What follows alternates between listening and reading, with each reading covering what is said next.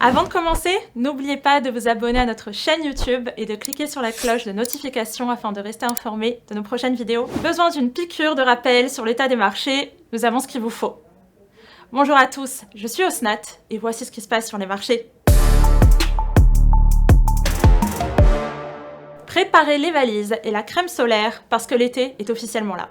Enfin presque là. Le 21 juin, jour le plus long de l'année, marquera le début de cette saison estivale. Après avoir souffert de l'impact de la pandémie, les valeurs liées au tourisme devraient reprendre du poil de la bête. Cela vaut peut-être le coup de les avoir à l'œil. Cet été, les gens réserveront des billets sur Expedia, l'auront avec Airbnb et profiteront peut-être d'une croisière norvégienne Cruise Line. Et si vous ne passez pas vos vacances avec ces entreprises, pas de souci, rien ne vous empêche de les ajouter à votre portefeuille. Et si nous parlions maintenant de l'investissement thématique? Vous en avez déjà entendu parler, non? Alors voilà de quoi il s'agit. C'est une approche visant à identifier les prochaines tendances et à investir dans des actifs liés à ces dernières. Alors quel secteur attirera le plus les investisseurs de demain? Celui des énergies renouvelables, ou bien celui des véhicules autonomes, ou peut-être le métaverse? Découvrez les Smart Portfolio d'eToro pour ne pas manquer la prochaine révolution. Au mois de juin, plusieurs pays célèbrent la journée des survivants du cancer.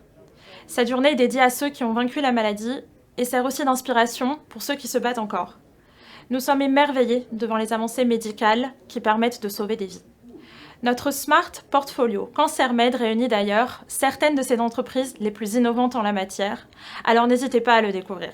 Voyons maintenant les tops et les flops du marché le mois dernier. Au mois de mai, c'est Frontline qui sort du lot. Les actions de l'entreprise spécialisée en transport maritime de pétrole brut ont bondi de 15% après la publication de ses résultats du T1. Flop en revanche du côté d'Abercrombie & Fitch.